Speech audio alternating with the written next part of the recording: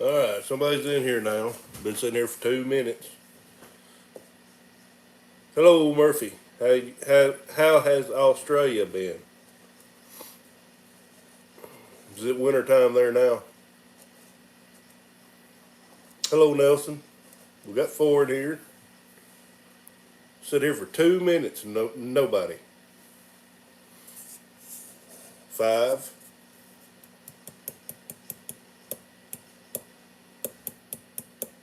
Well, I didn't announce that I was going live because I didn't know if I was going to be able to go live tonight because we have been in wheat the last 2 days. Hello, Christopher.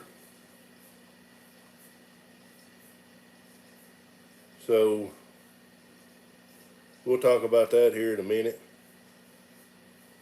Got six in here.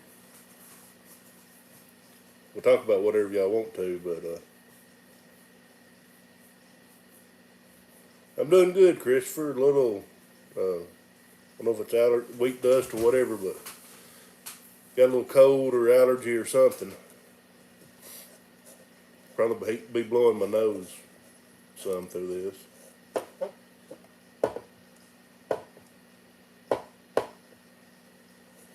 Nobody's talking.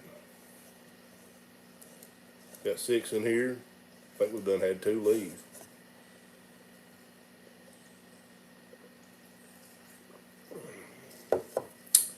So I got my Outback dealer hat on. Yeah, somebody just left again. Well, everybody's talking now. Hey, Justin. Actually, the weather's been funky. It's not been real humid. It's actually been halfway decent to work in. That's fine, Murph. Usually it's just unbearably hot when we're in wheat, but it's not been too bad. Actually, I've been having to cut the air conditioner down. And no, the tractor's not back together. I don't know which one you're referring to, the 5088 or the 8940. But I don't look for the 5088 anytime soon. Hopefully the 8940 will be back together, or be injector pump here fairly soon. I mean, within a couple of days. That's what I'm hoping. I'm hoping to finish up planting with it, or some of the planting. So, yeah, we started wheat harvest yesterday, and as soon as a couple more people gets in here, I'll start talking about that, which I guess I'm spoiling a video. And the video ain't that great because I don't have time to. Most of the videos from inside the cab, because I was running the combine and I didn't have time to fly drone or set up a tripod, or I did set the camera up once in the grain tank. But it'll probably come out tomorrow because I don't even have it all edited. Yeah, it's been nice weather for Tennessee. Which I sweat a lot anyways, but it's not. It's been fairly nice, and I think it was it 79 today, or maybe that was last night. I can't remember.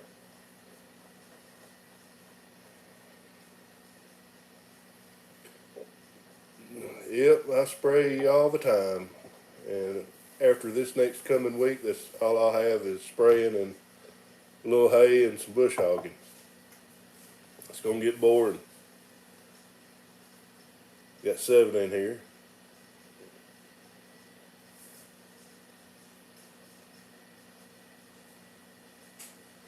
Well, the whole deal with the combine and the older videos is we had to get one mid-season, spur of the moment. We had a 2366, and the back axle come out of it, hitting a ditch. and folded up and totaled the combine. So we actually got in Tractor House and found one 3 hours away and called about it.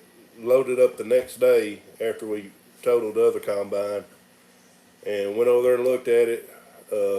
Bought it and asked them, when can you have it here? They said in the morning, and they did. They delivered it at 1 o'clock in the morning. I didn't get much sleep that night.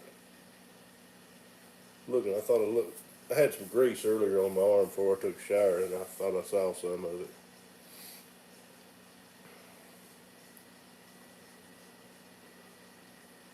I saw some here today that's going to tassel, and it's not even like 5 foot. The other one we've got now is in the intro, and that's something I didn't even. I've got one clip of the actual outside of the combine, and I'll tell you, last week when it started raining, I started making a video of cleaning the combine up and getting it ready, and it got dry enough for me to disc, and so I got a bunch of footage of getting the combine ready that I never did finish, and I'm not going to, it's not enough there to make a decent video out of. And,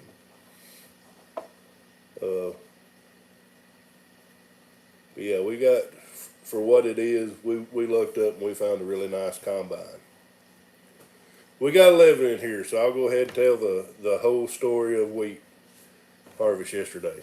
I said 11, one just left. Hello, Blake.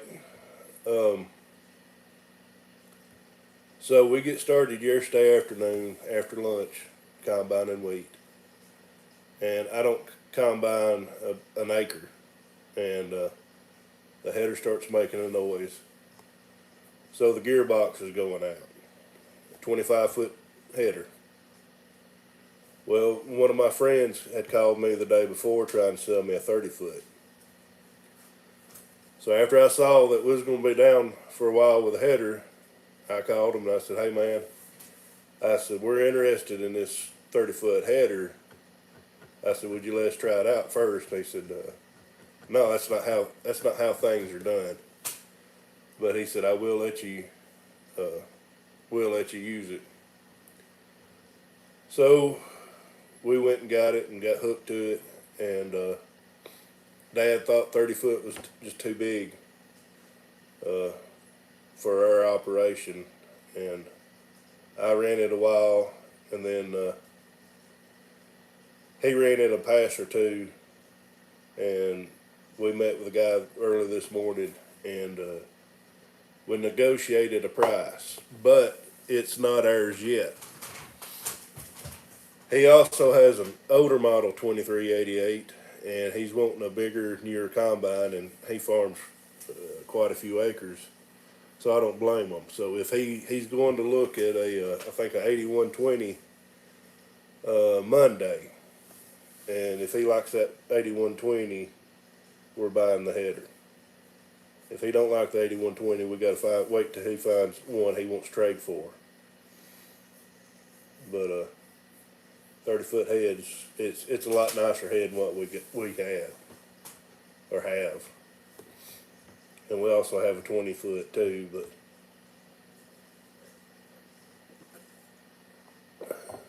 so that was part of the wheat harvest story, and I don't know if I need to tell more or not. You may not watch the video even after Aiden said it wasn't a good video. But had a little downtime today. I got started too early. All I have is 60 acres of wheat, and should have been a full day. Got that wheat out, but I got started a little too early today. It was a little damp, and I got in some down wheat right along the tree line, and the header choked. Hello, Brett. Well, it wasn't choked that bad, and I put the reverser in, reversed it, and threw it back out, started again, went 5 foot, and it choked up again, choked the whole dang combine up. And so we had to take the header off. We couldn't get it unchoked. Uh, so come find out, in that down stuff underneath that tree was a limb about the size, big around as my arm and about 4 foot long, had went up into the feeder house and had jammed everything and broke a chain.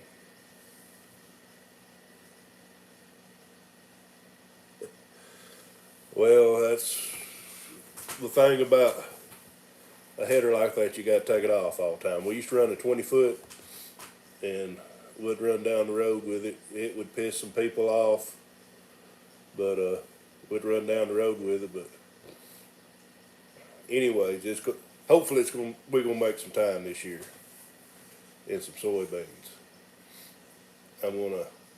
I don't know if I'll get it on there this fall or when, but I'm gonna put auto steer on it just for soybeans and wheat. And I know everybody thinks that's funny, but when you're trying to run a header and you've got, well, you can't see my hands, but you look over and you're off 2.5 feet, then you correct yourself and you check something else out and you move over again.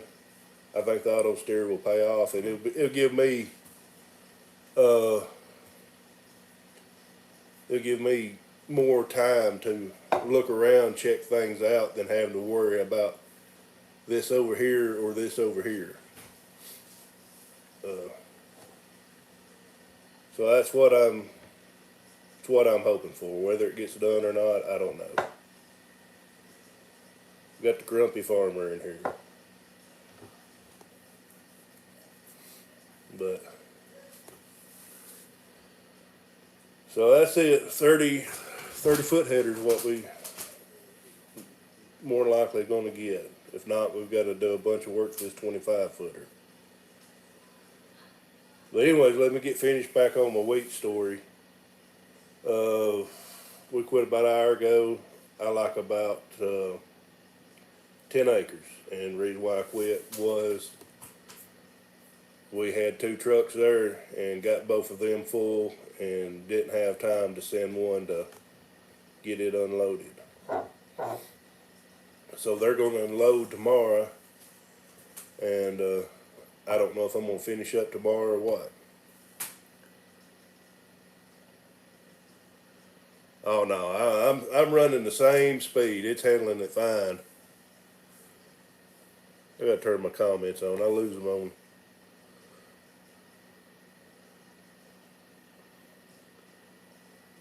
I think I've lost several.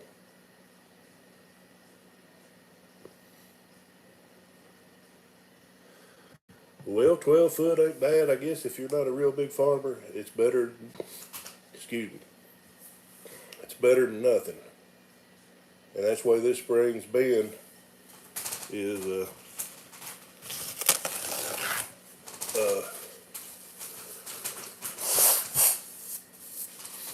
for me, is, tractors and everything else. And I've had to step back in time on some of our stuff. There's Greg Rhodes. Step out back in time and use an old 1066 to drill beans. That's what we used to do 15 years ago. But it's getting things done, and I've had to borrow tractors and everything else, but I'm getting it done. That's the main thing.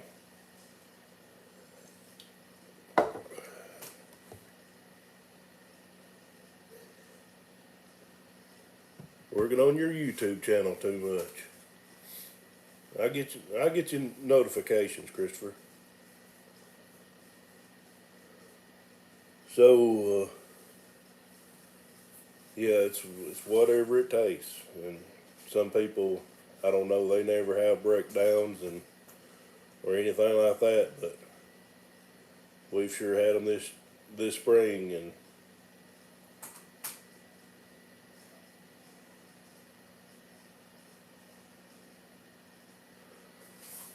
yeah, 35 would be crazy. Hello, Mark Miller. Uh, they're running some, I guess, 45s around here. Some of the farmers are.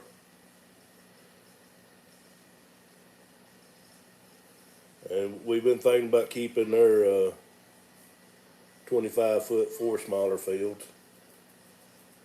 Yeah, the test weight, I do not know exact number of the yield, but I'm gonna say mid to low 80s. Oh, it handled it good. And test weight though was on the two loads done sent off was one of them was 62, one of them was 62.5. I've never had wheat that way that good.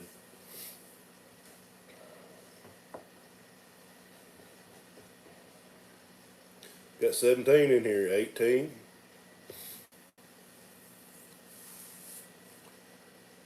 So what does anybody want to talk about today?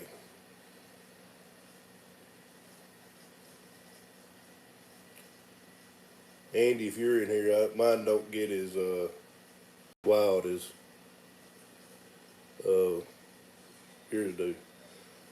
No, I don't think they test for protein. They check moisture and test weight, and they will check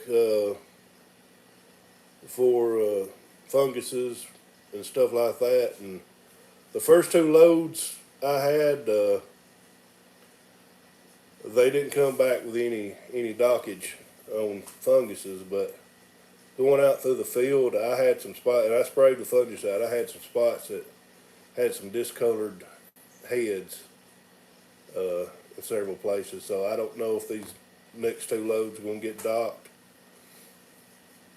But if you don't spray with a fungicide around here, you might as well just hang it up.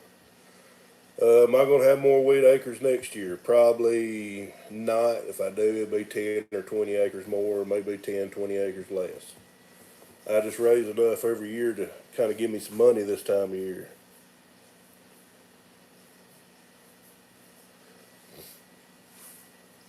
Yeah, usually I get started and it's like 58's test weight on it, and it comes a shower or two and gets hot and it shrinks down, and then you're 54, I think, is the cutoff where they start making it feed wheat, and anything under 54, they start really docking you.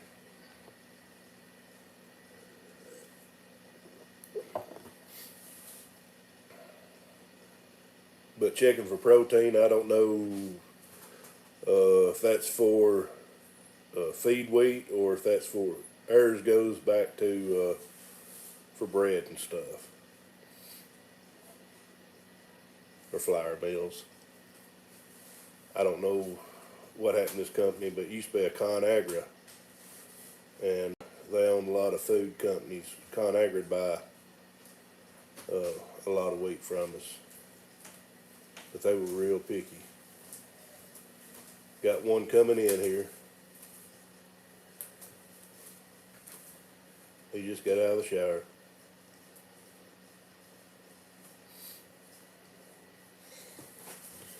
Well, I got my first call today. Somebody wanting to buy an Outback GPS system.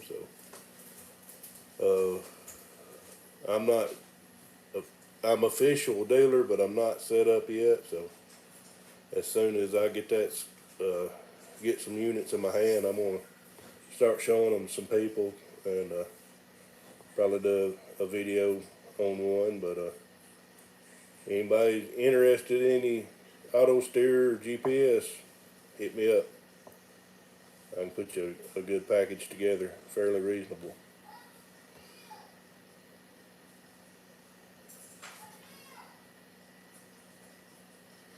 Well, everybody has kind of quit growing wheat around here except for the big farmers. And last year, I mean, when I say everybody quit growing it, I'm just like, we're an 800-acre operation, and I grew 400 or 40 acres last year, and I've got 60 this year. And everybody kept dropping their acres or quit growing it. And we got a couple big farmers, like 15,000 acres around here, and they grow a lot of wheat. And they had our county average up to 72 bushel uh, guarantee on insurance this year. So the insurance men, they were out telling farmers, hey, this is what we can give you, and I think it was like 582.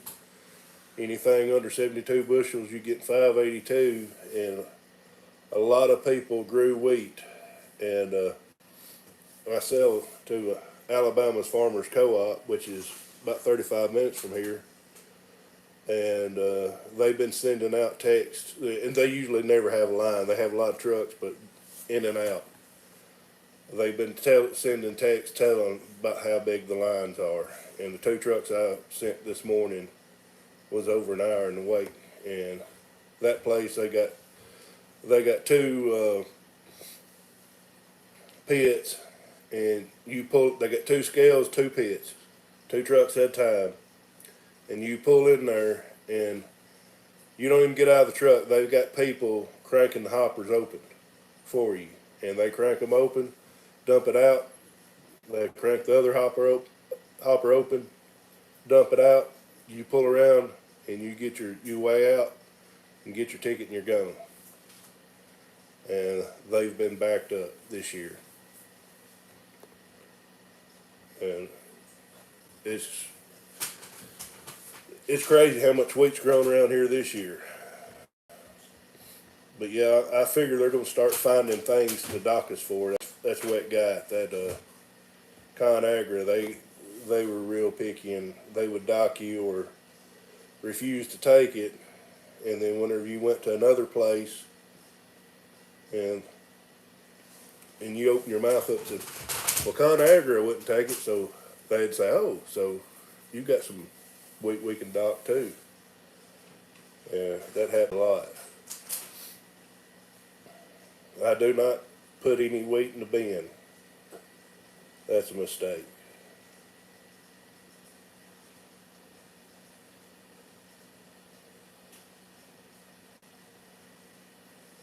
Now, what part of Tennessee you live in, Justin? Justin Whitley's here. Thanks, Scott.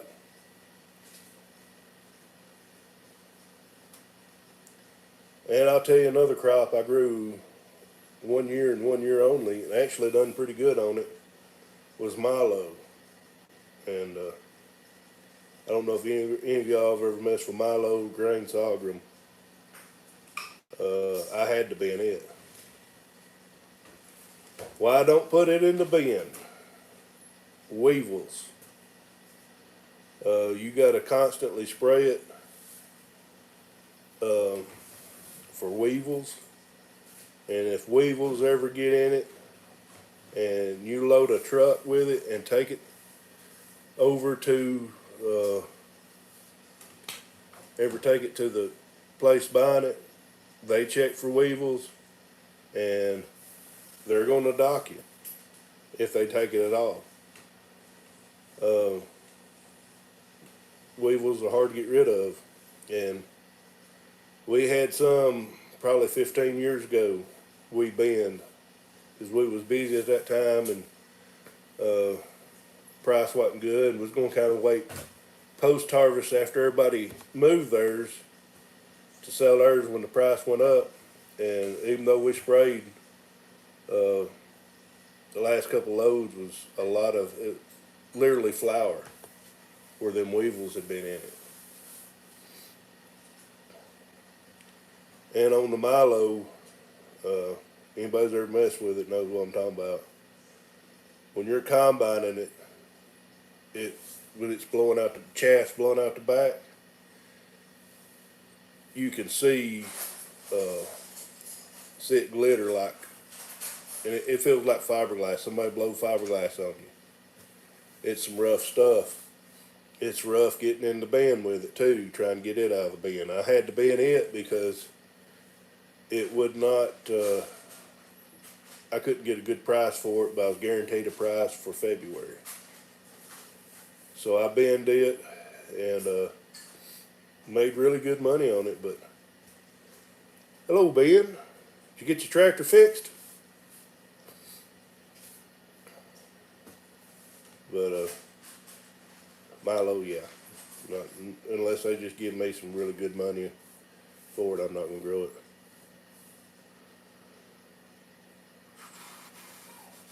Cotton, no cotton. I live 7 miles from Alabama. You hit the Alabama line and there's cotton. I don't know why they don't grow it here in my part of Tennessee.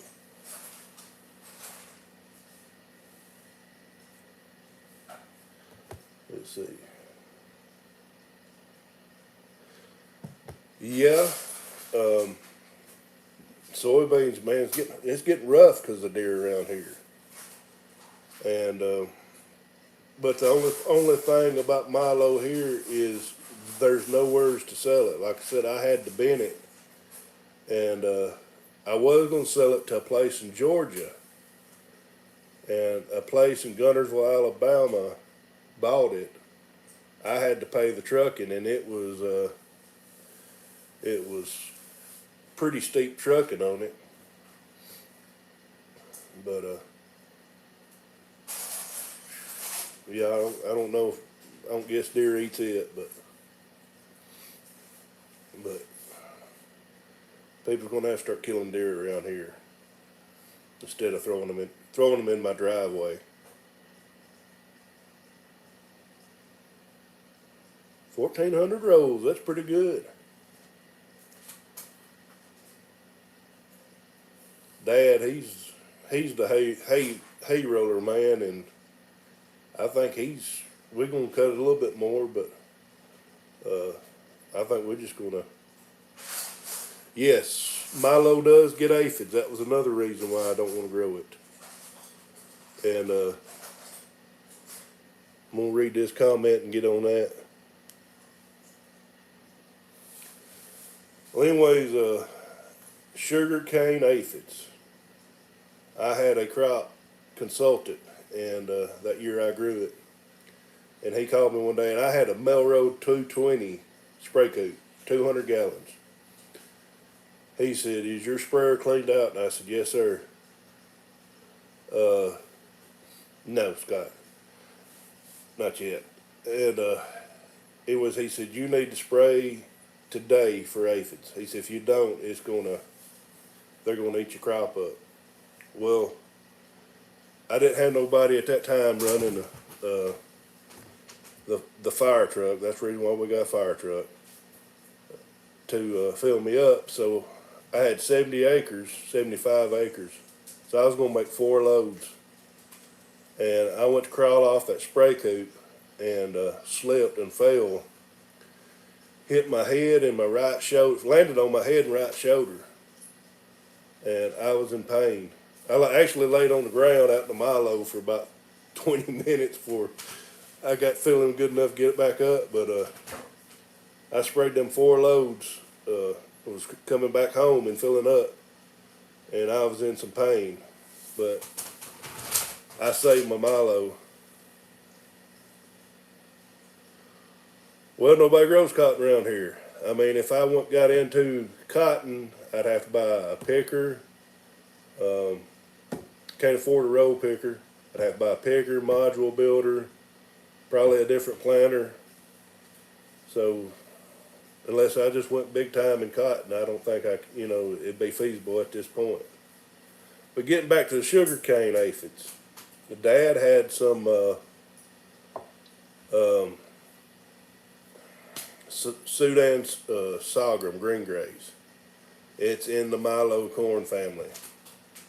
And it got in, and I happened to catch it. He was on vacation, and I was driving by, and I said, "That looks like the same," because the leaves are green, but they get brown, and it's just like it's like tobacco, a pack of chewing tobacco. It's sticky like that. And I didn't even see Monty slip in. There's Ryan. Well, what row are you on though, Ben? I'm on 30s. I think most cotton's 38s. But anyways, I saved the green grays, and it cost quite a bit to spray that stuff on there, and I don't know if it was really worth the money or not, but everybody's green grays that year got ate up with aphids. And they're the size of a pinhead. I don't know how they travel or wind blows them or whatever, but they will destroy a crop. I'm behind on my comments. Monty's here. See, everybody around here is 30-inch rows.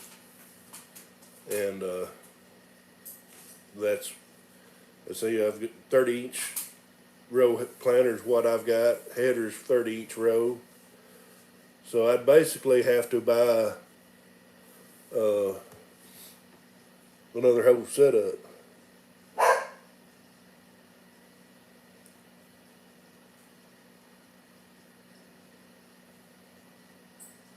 You know, the water crossing coming from your place to mine. Actually, my place, Second Creek, that Second Creek starts on my place. Sugar Creek's on in 5 Points.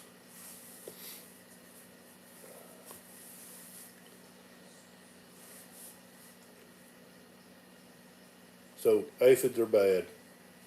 Sugarcane aphids, size of a pinhead.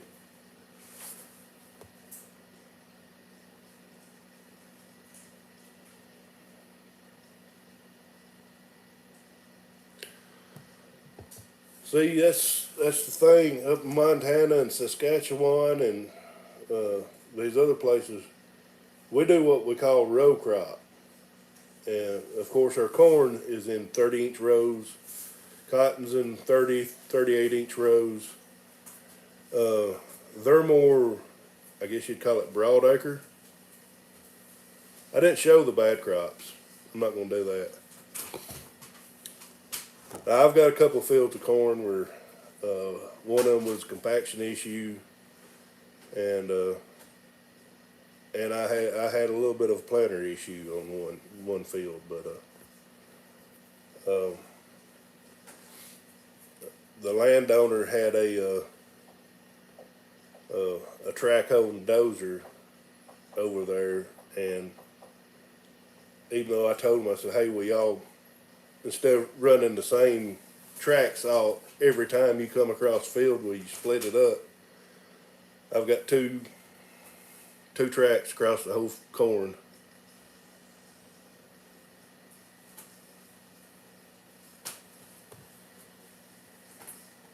Run a 36 on soybeans. How you do on 36-inch rows?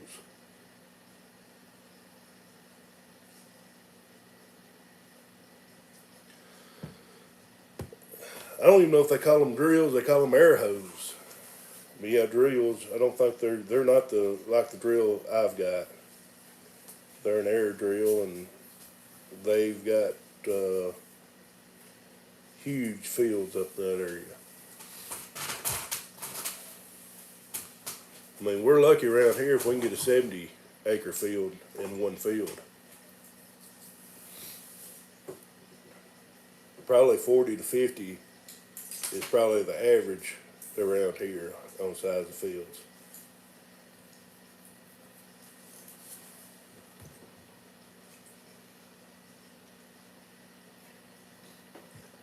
Yeah, I'd like to have a big bud just to have one, to say I had one. But I've actually got on Tracker House and found a few that's not too terribly priced bad, but they're in Montana or Arizona. I think the more Versatiles are nice looking tractors too, but the closest dealer's 4 hours away from here. I don't know what I'd do with a big Case Man D. Hello from Nebraska. Well, hello from Tennessee.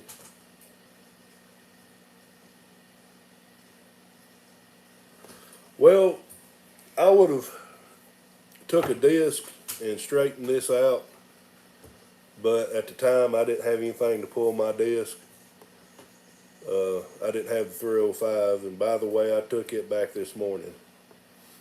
But that's things are going to be set up totally different next fall. Hello, Ron.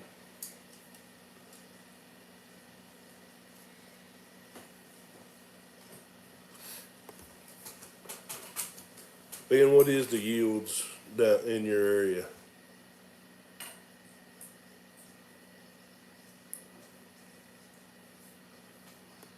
Yes, where the pond was, and there ain't nothing where the pond is. J.I. Case tractors. I never owned a white case. But yeah, where that pond was, there ain't nothing there. There was a fence row cleaned up year before, and I actually dissed it the last year before I planted, and there ain't much there where they buried stuff. It's they covered it back over church. Ain't nothing gonna grow there, so. And I'm not gonna complain because it's my uncle that owns the farm, and he's trying to get. He says he's trying to get me a few more acres, but I think he's won't paid for a few more acres. But I think eventually, though, after loosening everything up, and if I can get in there this winter and loosen everything up and fall and smooth it up, I think it will pay off. Yeah, Case man, first time I've seen you, and I'm welcome.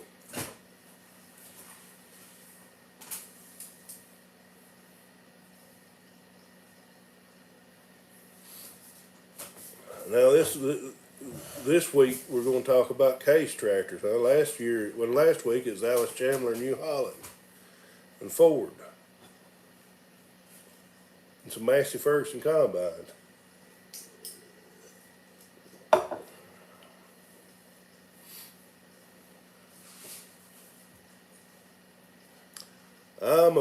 I'm about 8 hours from Pigeon Forge.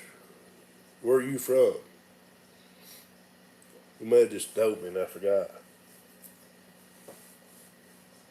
Yeah, I can't. I don't like sweet stuff. And the South is sweet tea. Okay, yeah, he said Nebraska. I'm sorry, Ag or Brett.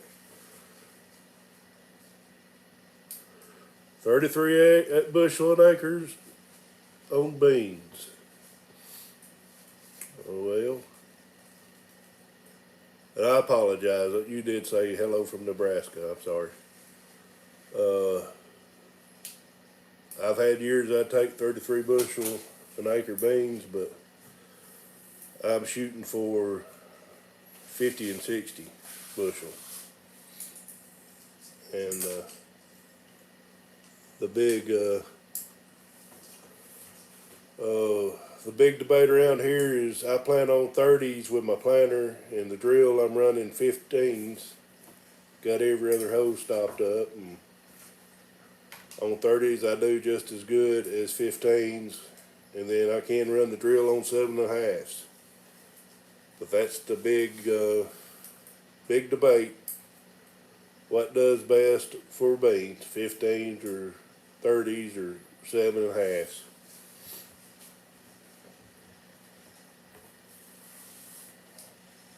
I personally think I'd like to try 20-inch beans. But I like 30s because whenever I go to spray, I can straddle the rows like I do on corn. On 15s, you're running over beans all the time. Thank you, Greg. I just got a text from you. Oh, excuse me a second. Wheat dust is eating me up.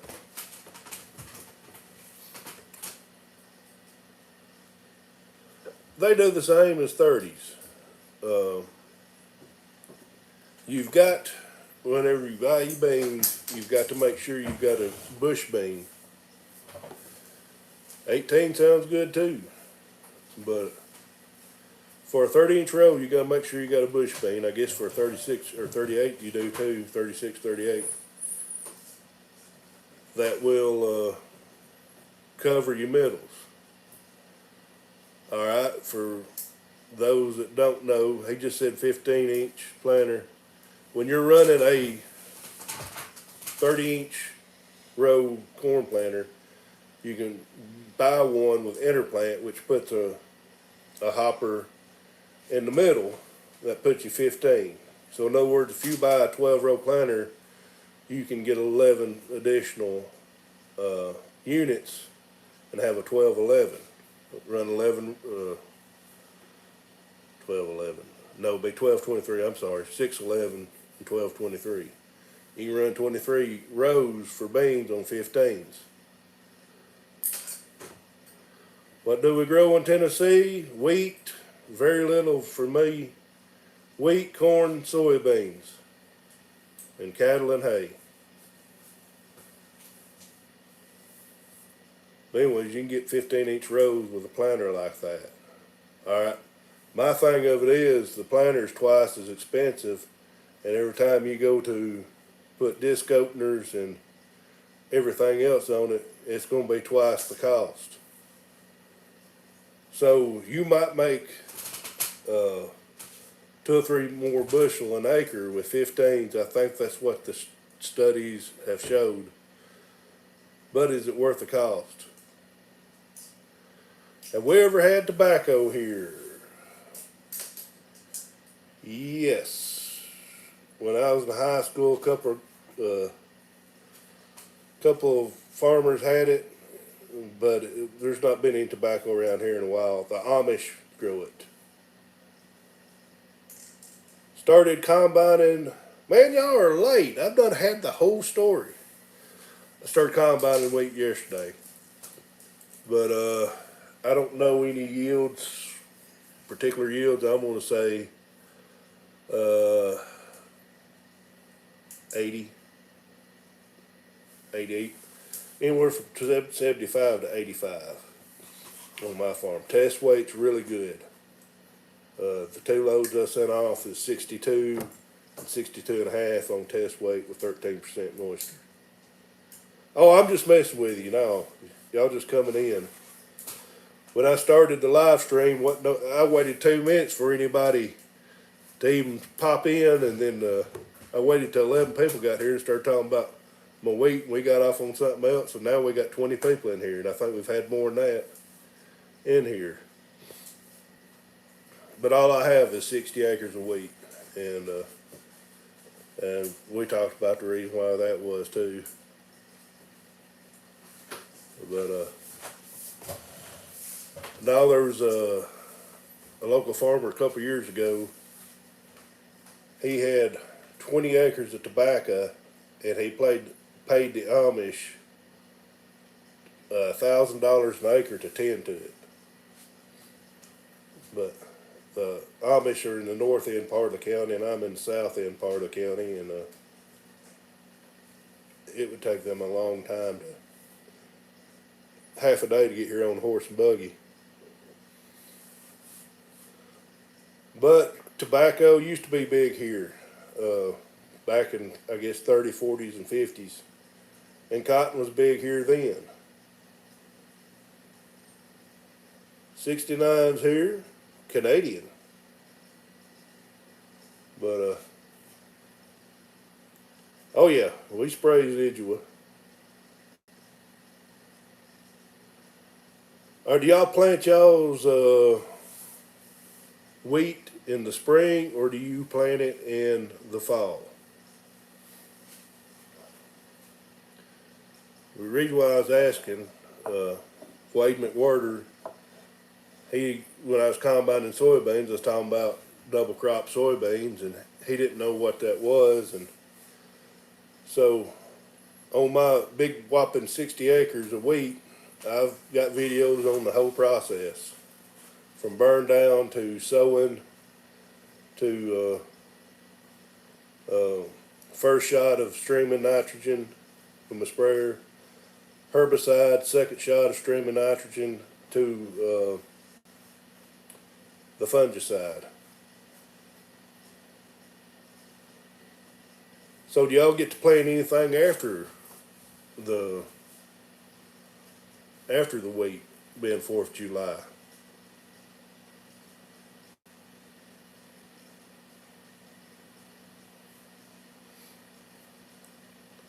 So what's yields run out there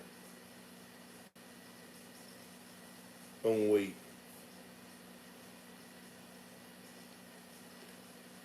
For 2 years, I averaged 76 bushel an acre. Last year was bad for everybody except for the big farmers, evidently, because they got the county average jacked up. But everybody was in the 50s and 60s, and so far, everybody I've talked to has had pretty good wheat. I've seen some that wasn't sprayed good or something. I don't know what it made, but it looked like a mess. I know it didn't even have fungicide on it, and it could have been volunteer, but and they decided to combine it. But I know somebody said they had several fields like that. You got to spend a little money, make a little money. Way I look at it.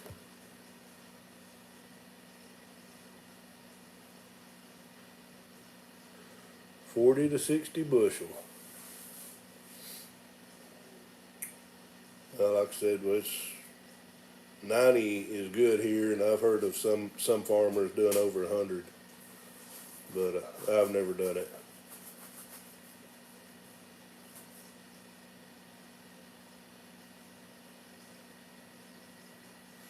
Got to get a sprayer. Well, if you get a sprayer, I know a man that can sell you some Outback guidance and possibly some auto steer.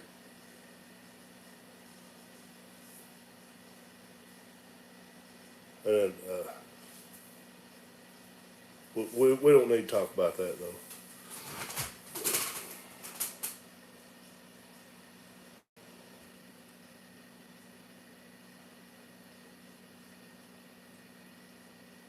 Well, last couple of years, I've done some 90 bushel.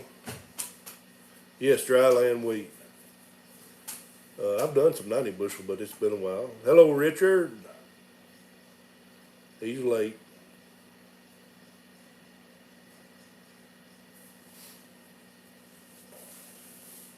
There's Mr. Kenny over from Corinth, Mississippi. Try grapes and make wine. Randall Bird's here, Fayetteville, Tennessee. Couple counties over.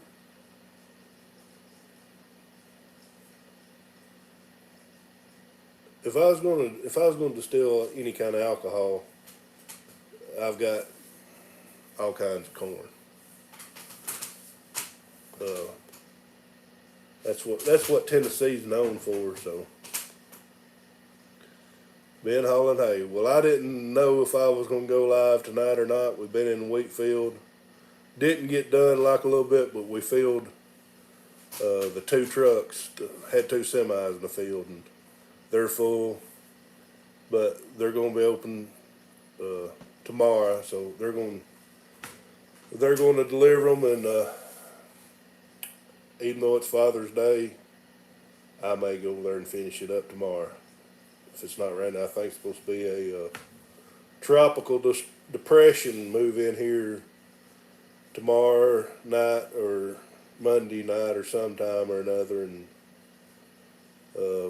we're not bone dry, but we could use some rain. But I also I'm behind. I need to get my wheat out in about 140 acres of soybean. Smoky Mountains, that's a different part of Tennessee from me.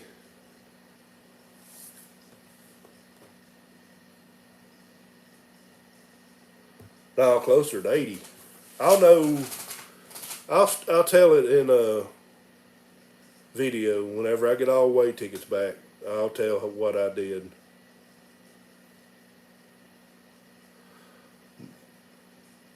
My great grandfather on my mother's side, that's all he did was make moonshine and was a bootlegger. And to be honest with you, he was a pretty sorry individual.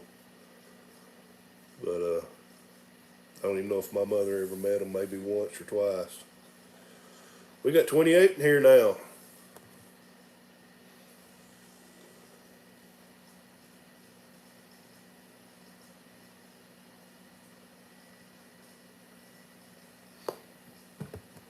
Well, the thing about moonshine is I don't have to grow grapes. I got corn. I'm just messing with you. What's sake made out of? Is that made out of soybeans? No, that's rice.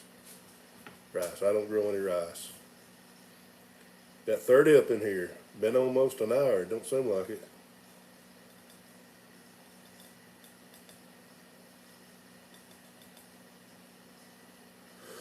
I had a little bit of down wheat. I think Dylan has got some, Dylan Joyce, I think he's got quite a bit of down wheat.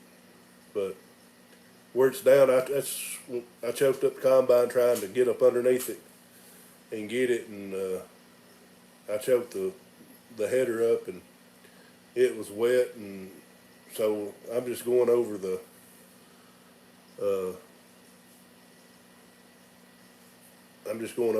down, but I probably don't even have a half acre altogether of down wheat. Ron, did you shave off your beard? 'Cause you had a Facebook post, I didn't know if it was old or not.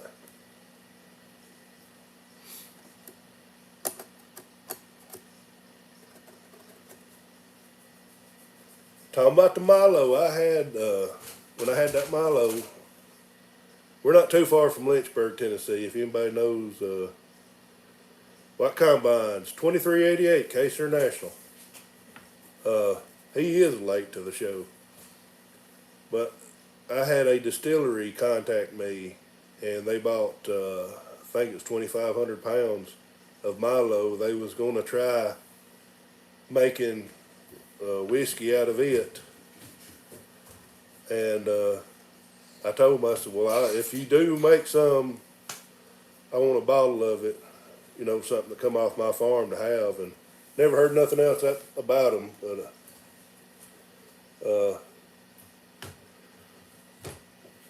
the beard is a winter thing. Mine used to be a winter thing, but I can't grow any hair anywhere else except my face and my back. And I don't look as fat with a beard. But what I used to do is, I used to, for several years, first day of corn harvest, I wouldn't shave. I'd quit shaving then.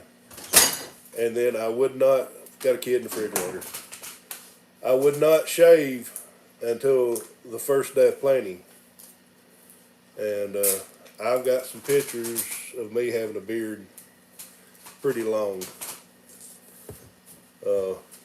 But I've done that for several years.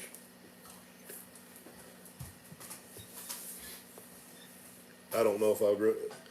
I really look a lot older than I do with a longer beard because it's gray.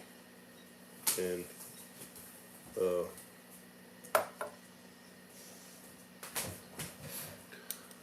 right, talking about my great grandfather that made whiskey.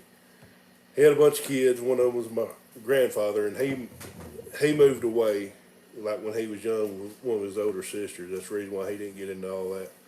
But he had a brother that was a county cop, and I did not know this till, which I never knew great Uncle Lester, the county cop. But his son was talking one time. He said, "Well, Daddy made moonshine and sold it." And I said, "I thought your dad was the cop." And he said, he was the inside man for the rest of the family. So, I guess, crooked law. And everybody keeps asking, what part of Tennessee?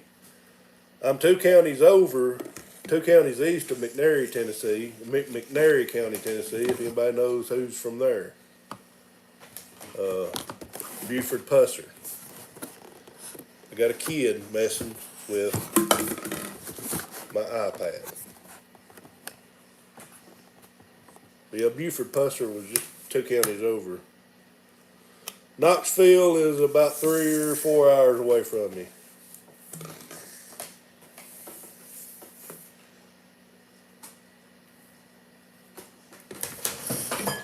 Slides right down your back into your butt crack. But there's still, if anybody's ever read the books or watched the Walking Tall, there's still a lot of that crap going on around here.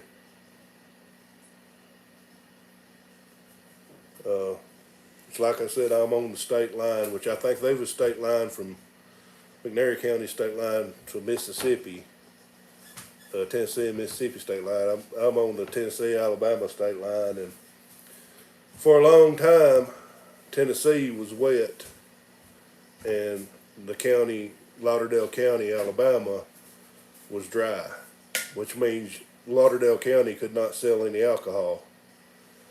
So all the bars was on Tennessee state line to get all the Alabama crowd. And I'll tell you another piece of history that I don't know if is true or not, but I'm 45 minutes from Muscle Shoals, Alabama. And if anybody's ever seen, I think it's Nothing Fancy, Leonard Skinner Nothing Fancy album cover, they're all standing on a railroad trestle.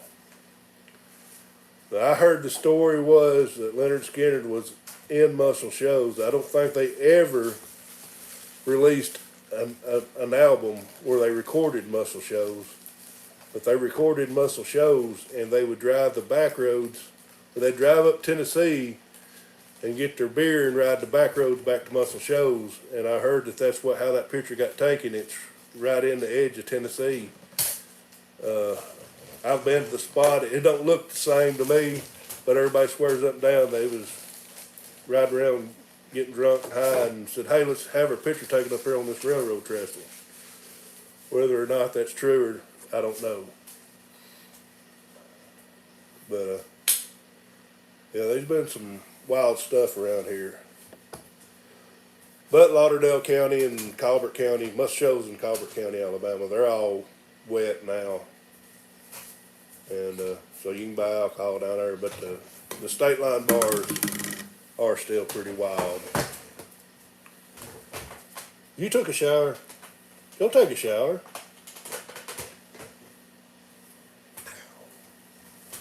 I'm just joking. Oh, I'm missing some comments.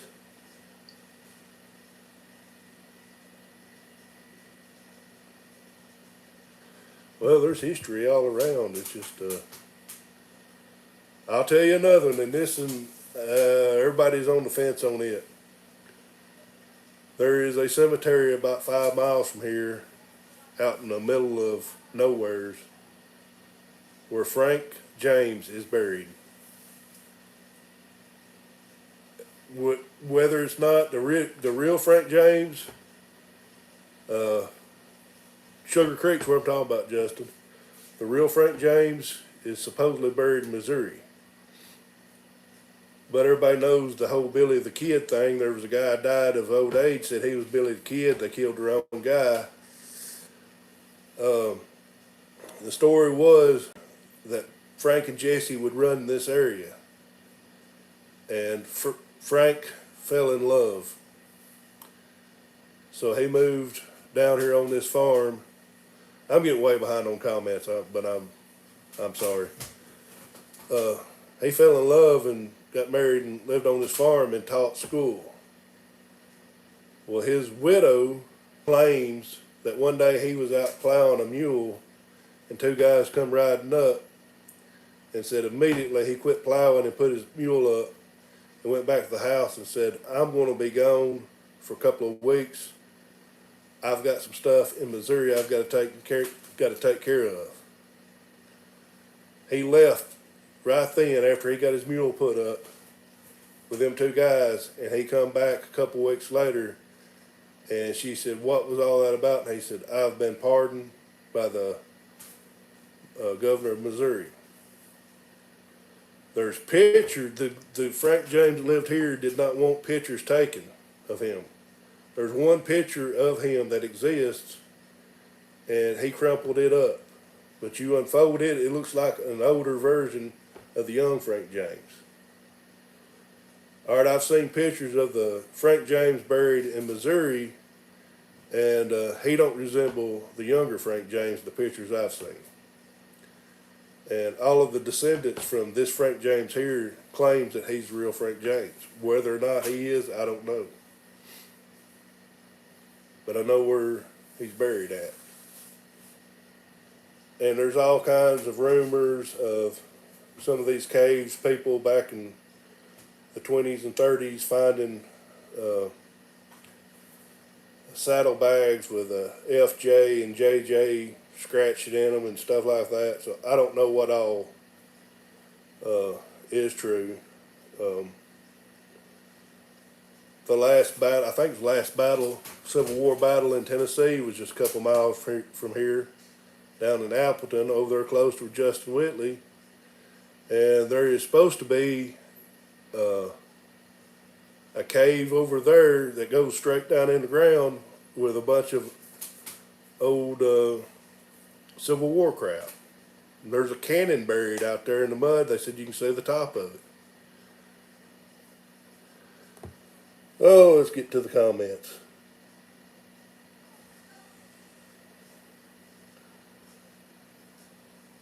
Put a small block in it, Patch.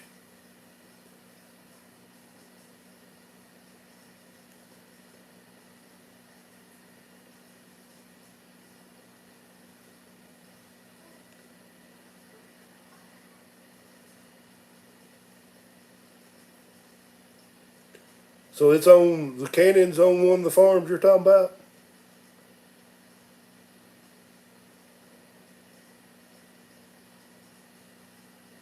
Paul Case is here. See you, Ron.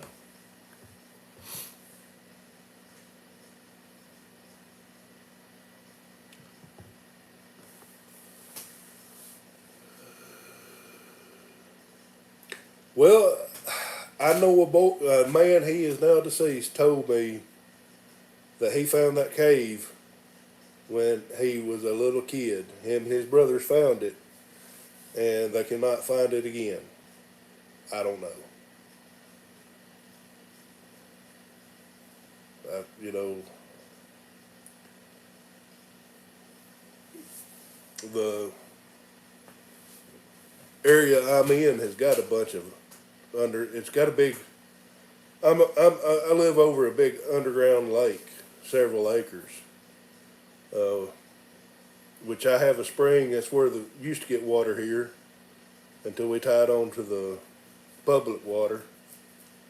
But my dad and my other grandfather and some of them drilled wells, my great uncle, and the people that drilled them said they will never go dry because you live over a lake.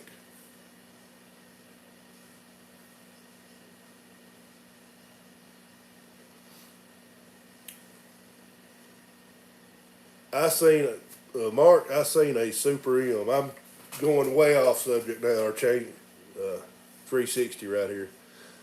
I seen a picture of a Super M with a 7.3 diesel in it. Telling you, I'm trying to give you some ideas now. That would boost your channel.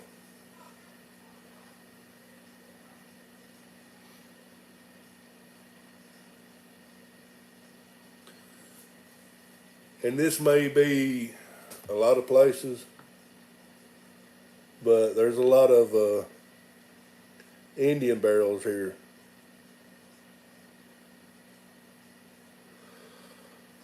Everything went up, Ben, but as far as do I keep up with how much it goes up? No, because I need it. I pay for it at the end of the year.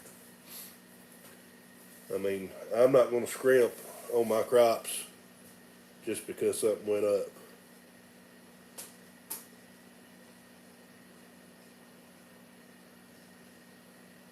Well, put a 5.9 Cummins in it. You seen one with 5.9?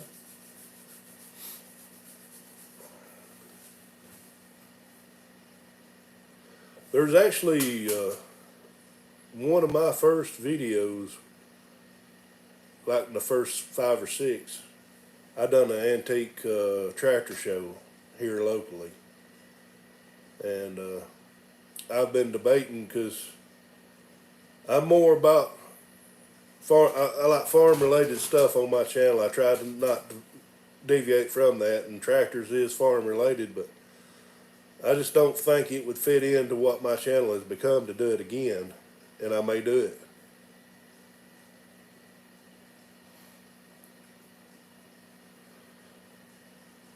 Um, yeah, I may do another video on it. I don't know, but I think if I done, because it's we get a couple of hundred tractors every year, but same dang tractors.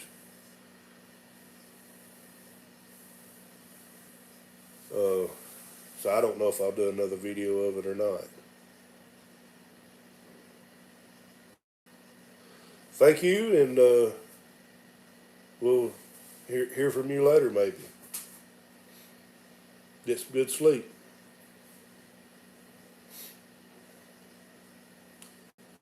But I've talked about this before. There's a pulling class around here. We're starting a pulling class where you can put a DT 466 in a 460 or 560 farmall. I think that would be a neat little hobby to get into. But motorsports cost money, so I don't know.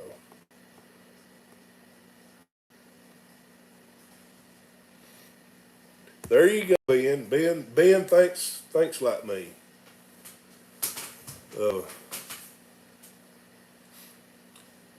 Yeah, I've got a 466 out there in a salvage combine.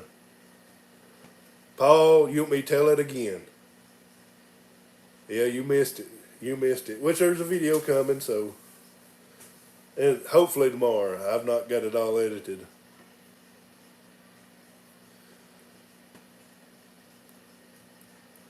I like different tractors too, the older ones. You see some different ones. Everybody's got factory stock tractors. You know, that's the thing about going to this show. You see 50, 40, 20s. You see 50 Super M's.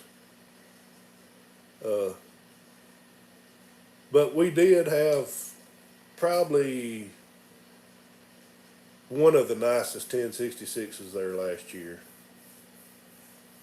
And Case Man, if you're new to the channel, Mike's in here. We've got a restored 1066 that was a show tractor, and we've had to put it to work this year because I've had so many dang breakdowns.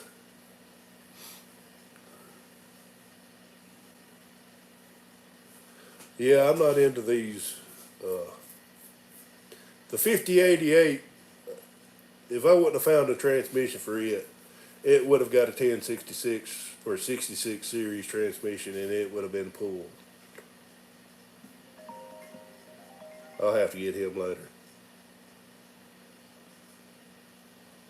Hello, Brian. Didn't even know you was in here. I missed a lot of comments.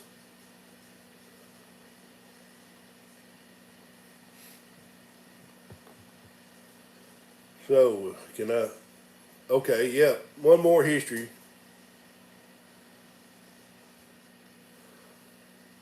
Davy Crockett is from every town in Tennessee. Did anybody know that? But supposedly, was he born here? I can't remember if he was born here, but he lived here for a long time. And he had a grist mill over the road here, but he was in local government here in Lawrence County. But I think about every county in Tennessee claims him.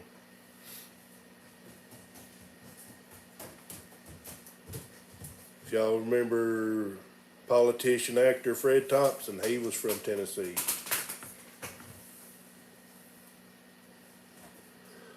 Dolly Parton, you keep going to the mountains. She's nowhere near me.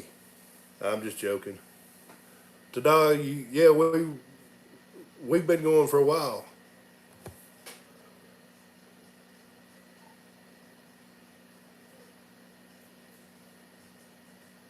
Did you ever get your fertilizer spreader fixed, Justin?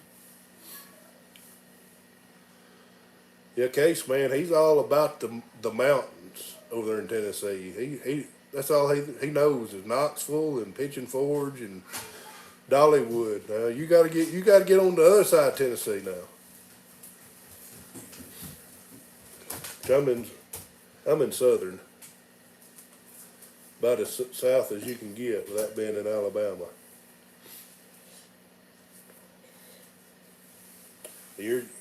All that's up in northeast Tennessee, close to the Carolinas.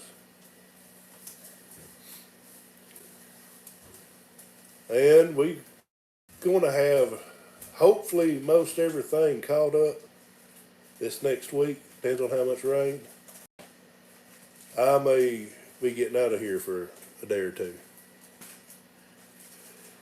Well, you've been to my place. There's chicken houses everywhere, and a lot of people use chicken litter. But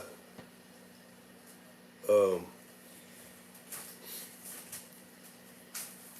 we used it one time.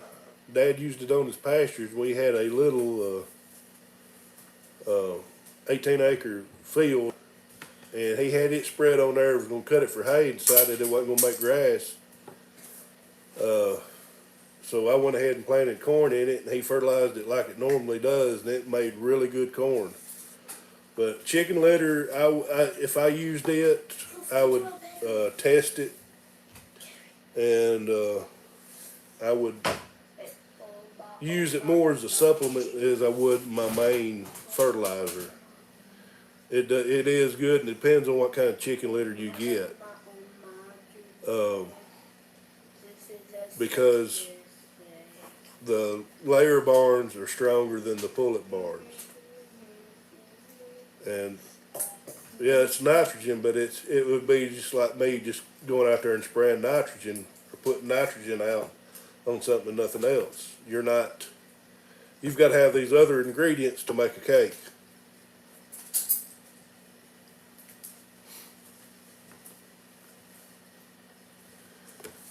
Well, like I said, hay, especially hay, you're taking potash. I know you're used to be a chicken farmer, but every time you cut hay, you're taking potash off your field. You've got to replace it. I don't know how much potash chicken litter has, to be honest with you. But I'd have to have, if I used it, I'd have to have it tested and work it into a fertilizer program with other stuff. Because that's one thing I'm picky about is fertilizer and soil samplings.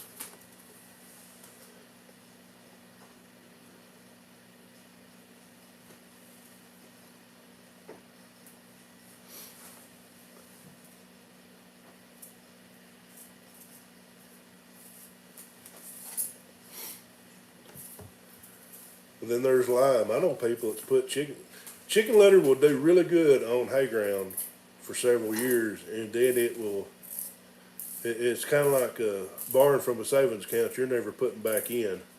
One day it's all going to run out. The fertilizer is like a bank. You've got to keep it built up. And these kids. But so yeah, Paul, I started wheat yesterday. Just had 60 acres. Started yesterday afternoon. Should have finished up today. Had some a little minor bad luck, but I don't like much. Case man, do y'all do grid samples, variable rate where you're at? Because I've done that for the last several years, and I am set up now to take my own samples and hopefully take some for other people. See you, Mark Miller.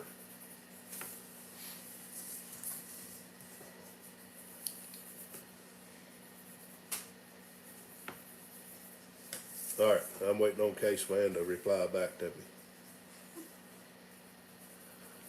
Do I bale any straw bales? Well, that goes back to you're taking off your ground. But last year, I round rolled all my straw and sold it to one dairy.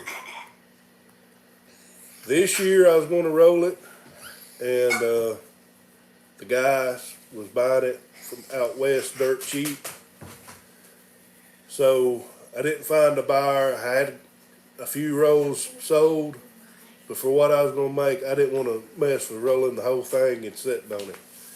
And I do not mess with square bales. That's a 4-letter word around here.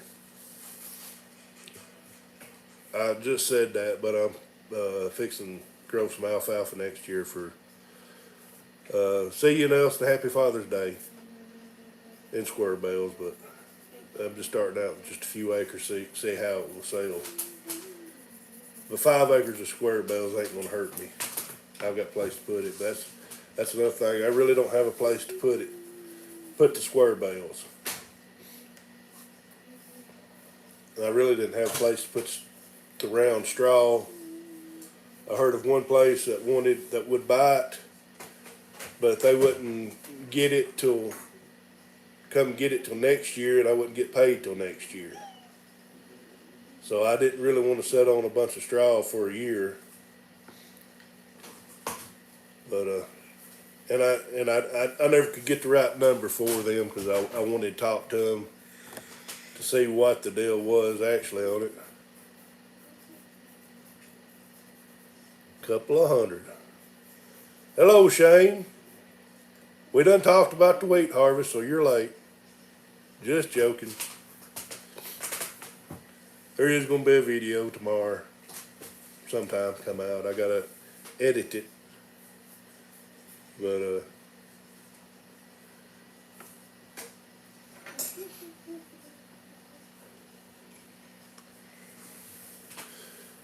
well, see, I'd have to buy a square baler and an accumulator and a barn, find the barn.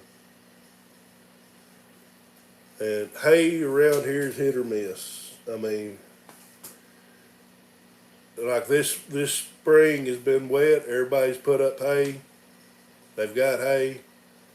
There ain't gonna be nothing to say. I mean, everybody be sitting on hay, I think, this fall trying to sell it. Be honest with you.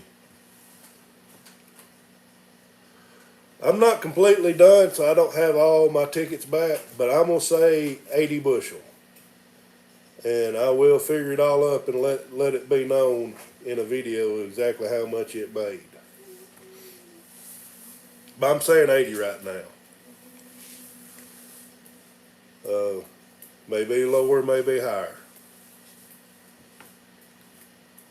Well, it's good for around here. I was shooting for 100.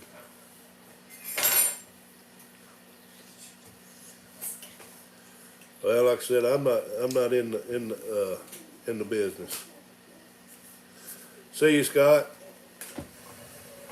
Happy Father's Day. I think I'm about. Y'all watch it. I got a naked kid over here. I'm fixing to get shut down for pornography. Get some clothes on. They just got out of the shower. Done lost my train of thought. But Case Man, yeah, be glad for you to check out some videos. We don't do anhydrous. Nobody does anhydrous around here. That's a northern thing. I mean, I could, if I wanted to, I couldn't even get it. And I was told we're too rocky for anhydrous. Which I do, I do liquid nitrogen on my wheat.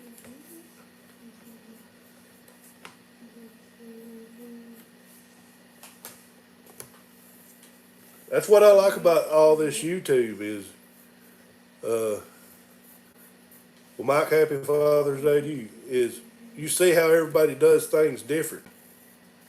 Um, that's just like I've said before, I'm about 75, 80% no-till. And one reason why is our fields are so rolling that the USDA says they're highly erodible and we don't want y'all disking them. And so, I have to basically get permission uh, to disc it from the USDA.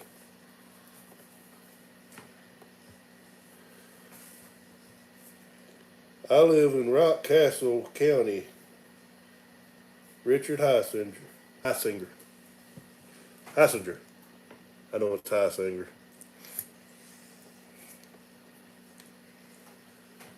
Happy Father's Day to you, Kenny. That's I really don't get into Father's Days and birthdays and stuff like that. Well, Richard Heisinger, he's got him a drone now, so.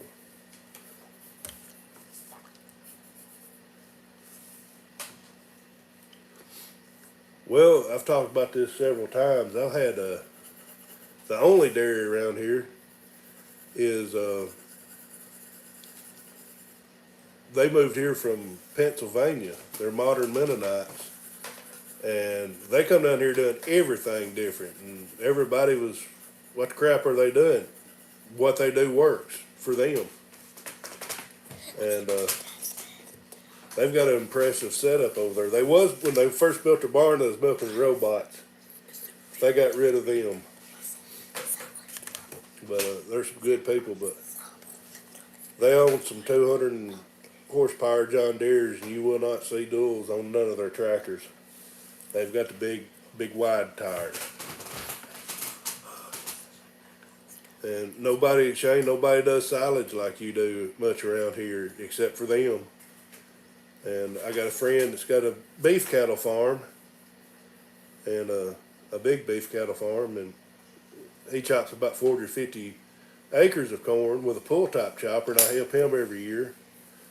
But we're done in a couple of days. We put it in a pit. He don't have silos. We put it in a pit and cover it.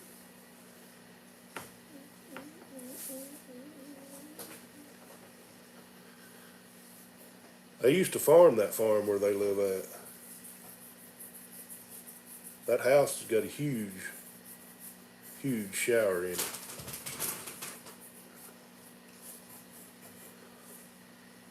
Well, see, there's Mennonites and there's Amish. Mennonites here drives cars and have telephone and electricity. Amish drives horse and buggy, no electricity, and they hide their cell phones. If they have them, I don't know if they really do or not. I've heard a bunch of them have them, but I don't know how they charge them, to be honest with you. But the Amish are good people too.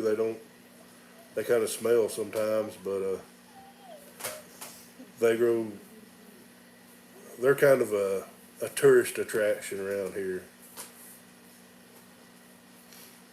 That's where everybody comes to buy their vegetables and their jams and jellies and their furniture and stuff like that. And they recovered a tractor seat for me, did a truck seat for Dad, done a really good job, and it was very reasonable, a lot cheaper than you go to somebody else to get done. You dang right they make good money. I sold some oats to 3 different Amish a couple years ago. No, that's another crop I'm not getting back into is oats. And one of them owed me, I think it was $4,000 and something. And I think it was like $4,064. He said, "Would you settle for 4,000 even in cash?" I said, "Heck yeah!" And he went in several buildings and went under in the cellar and everywhere else, and he come back. Now he shoot horses, and he come back. We went in the back of his office, or the back of his shop in his office, and he laid it out on the table. And it was Saturday afternoon. A bunch of people was there to get their horses shoed, and I had that bulge in my pocket. I thought I was going to get beat before I got out of there, robbed. Yeah. And some of the Amish are cleaner than others. I mean, I guess they're just like anybody else or something. I've got neighbors that's cleaner than me, and then I've got some that's nastier than me. I'm talking about yards and stuff like that. I try to keep a nice place out here, but I've always got farm equipment and always behind on mowing my yard and stuff like that. And then I got a cousin up the road where he mows his yard 3 times a week. And then I got some across the road that don't never mow it. Matter of fact, there's a goat in the community that's free ranging, and it's all fun and games, but we got a cornfield right beside the place, and I done told him, I said, you need to, better not set that goat out in the cornfield. So I've not, since corn's come up, I've not seen the goat around anywhere, but he was free ranging there for a while, and everybody thought it was funny, and I had some people free ranging some horses in my soybean field a couple years ago.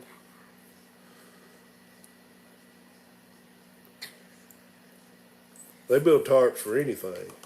A lot of the upper bottom people go get their tarps made by the Amish.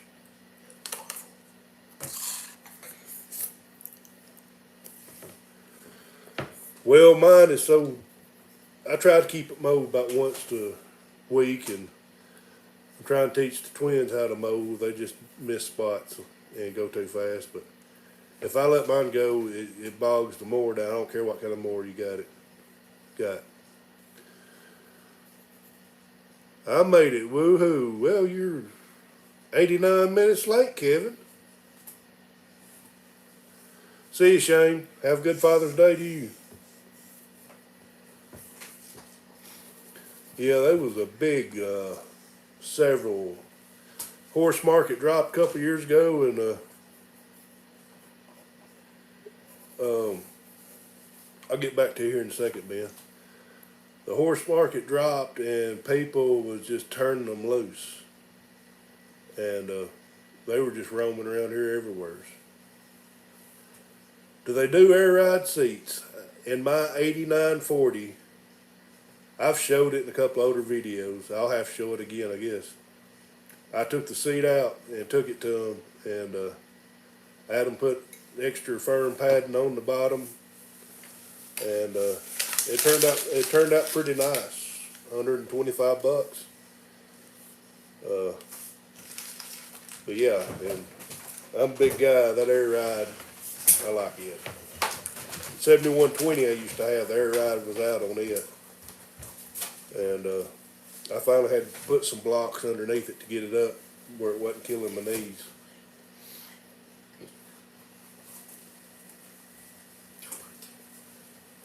I was at a tractor pull. Did you win, or were you just watching?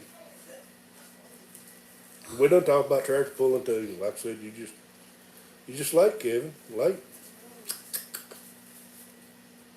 Get some clothes on. Go. Go. Go tell your sister to take a shower. Alright.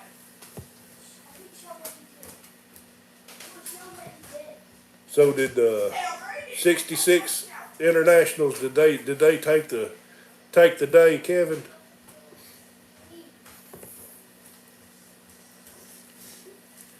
Everybody's got quiet. 20 people just sitting here. Up 21. Somebody's joined back in and won't know about the wheat harvest. or something. Oh, 22. There's two more won't know about the wheat harvest. I guess I can tell it again if they ask.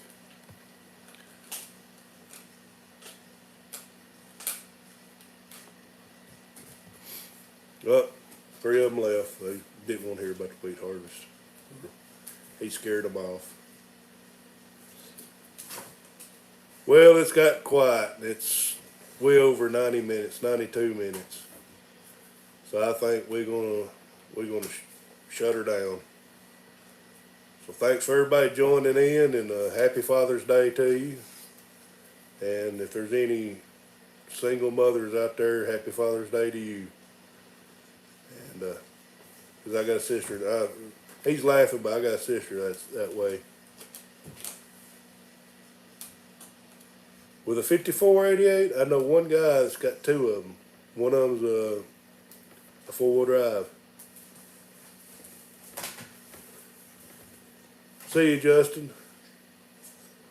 All right, we're closing her down. We'll talk to you 2 weeks from now. Hey, yeah, now I'm getting comment. Jeremy, you're late. No, he won't get rid of the four-wheel drive. Case man, thanks for joining in. All right, 2 weeks from now, we're going to do it again. Nothing happens.